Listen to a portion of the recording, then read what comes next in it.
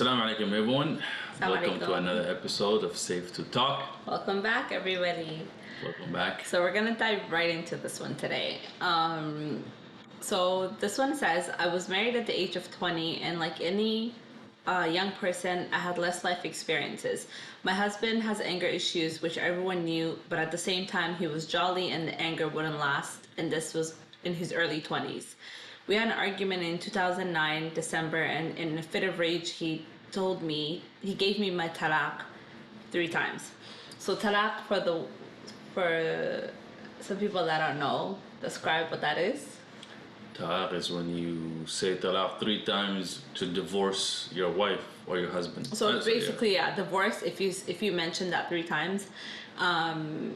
So basically he mentioned it 3 times and then he just stormed off and left. So I wasn't practicing, nor was he, and thought this means nothing as he had said it in anger.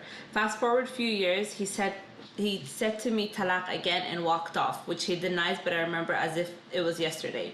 I started practicing and taking my salah seriously by 2017. He gave me another talaq, another 3 times by 2019. And this time I locked myself in a room and cried because I was quite upset. He knocked and came in and said, listen, it doesn't mean anything. It doesn't count and everything is okay. By 2022 February, one of my friends heard about all of this and said to me to consult a sheikh, which I did. Online, the sheikh told me after he heard the whole story, he asked a few questions and he said that we are considered divorced.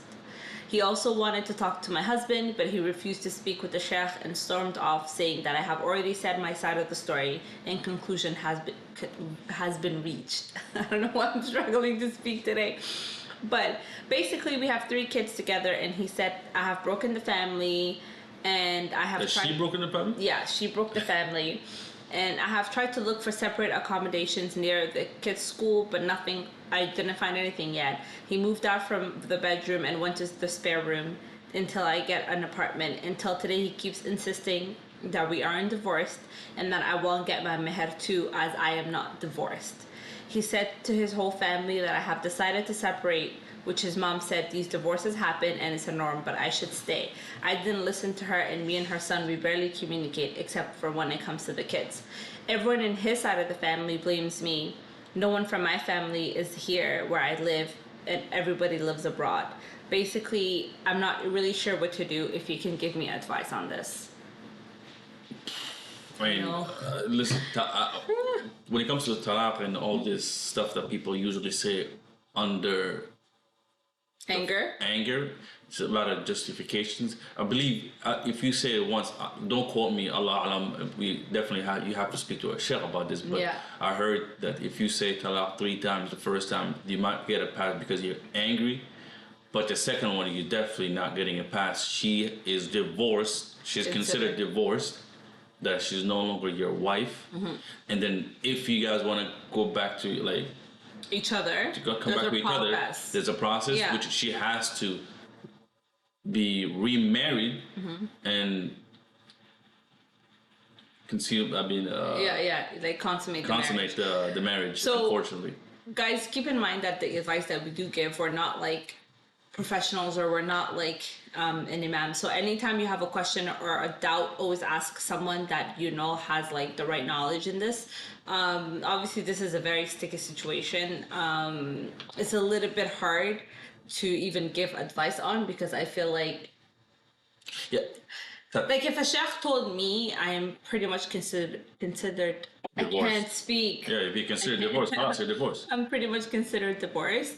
I would have done the same thing, which is taking the right steps to kind of then separate myself from the person and go through the steps. Now, what's not fair is that he's just denying that side, and he's telling her that she's not considered divorced and that he's not giving her meher and stuff like that, which I feel like is just making things worse, because she's already going to be moving out with 3 kids, and it's already going to be hard for the kids to even understand how the divorce happened if it was said a few times.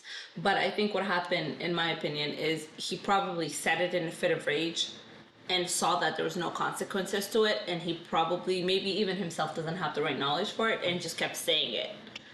But you can, as long as you can pretend to be ignorant, you know. Yeah. But there are certain things that you cannot There's many ways to find. but there are certain things you cannot do. Like, you know, we always say you cannot associate partner with Allah. Mm-hmm. It does not mean that just because you don't know a certain rule that you're gonna start saying things like, you know, God is in this room or God is in this area. There are certain things you cannot say, you cannot do. So even when it comes to marriages, and even if you're frustrated, I hear a lot of these stories, you know, even on YouTube, Mufti Mag even talked about it, that people say talaq, talaq, talaq, and then they get divorced and they're trying to associate their friend with his wife and then make her divorce her a week later so they can come back to each other. Stop for life. That doesn't work, right? She has to get married and they have to do what they normally do, and then whatever happens, get divorced, and then she may come back to you. But at the end of the day, when it comes to talaq, you have to be serious. I mean, forget about serious. Why say that? Why even use that? Why even talk about talaq? You know, Yeah. if you guys are not, if you guys want to divorce. But why use that just because you're angry? I know. Why use it against your wife to you know, to threaten her? Like, why? Yeah. I don't get it. But at the end of the day, when it comes to these things, there's a lot of rules around that, and if someone does it, they actually have to talk to a sheikh. That's what I mean. The sheikh will determine. Get that information, the and like we're all human. We make mistakes, and I get it. Like, I'm not in that situation to fully understand how that person's thought process is, or why they would say it, or why they would use it in that situation. But we have resources, like we have imams put in place for these type of things. We have like imams also do marriage counseling, so like they could help you, right? Like clear that up, and if you're unsure, then maybe ask the sheikh, like, how can I take the steps to kind of rectify that or to correct myself? I think what we can do, right, in this situation is mix culture with religion, right? Like the fact that the mom is telling her, like, oh, like these situations happen and they're normal, but you're not pretty much considered divorced. Like, there's a lot of... Do you know what's their background? No. So there's a lot of shame that's put into divorce, which I completely understand, but it's not easy for anyone. Like, it's not easy for him just as much as it's not easy for her, or it's not easy for the kids. So just find that information. Go out there and don't trust Google. Like, ask your local imams. Go to your local imams and ask these questions. Like that, they're there to help guide us in any situation, whether that marriage, parenting, whatever it is, right? Like, use those resources. It's just hard because. And also, what doesn't help is when the family are involved. Yeah. You know, instead of making things easier or at least comfort both sides, they're just gonna blame one person, and the other family will jump in. Like, I can't imagine being in her shoes and like finding out this news already. It's hard, you know, and you have to process that. Find an apartment, move your kids out of the house that they have known their whole lives, and the fact that he blamed her after, wow, like she separated the family. So I don't know. I just think there's a lot of work that needs to be done, whether it's from both parties or from one party. I'm not sure, but I think you're taking the right steps. I think she's definitely doing what it takes to protect herself, deen-wise, and to protect her children. And who knows?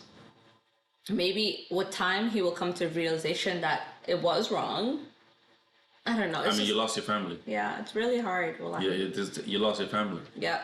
Because you were angry. Because you were angry. Moment. And we all do things when we're angry, but in this case, yeah, of course we are angry. Yeah. But to go to that extent, there's no. It's kind of hard to come back from you that. can't justify that, right? You get when I'm angry, first thing I do, get out of the house.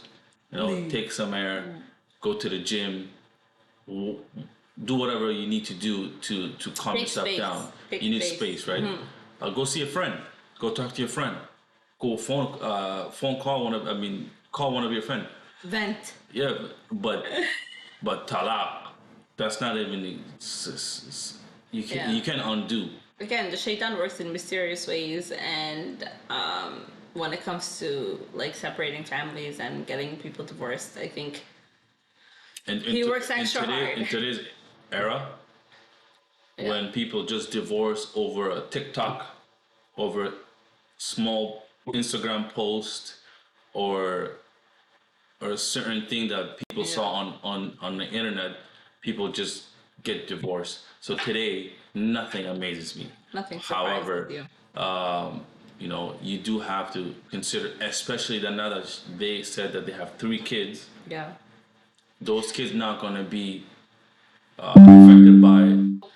I think to me, the thing is when you get in a cycle of a place of doing something and consistently doing something and knowing that there is no repercussions, then you're just gonna keep doing it.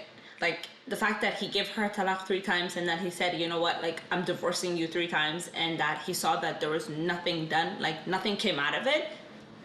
It's human nature. You're gonna keep getting away with it, and you're gonna keep doing it because you're getting away with it. So I think boundaries need to be set and they need to be firm, and the rest is in Allah's hands. Obviously, we wish you guys the best.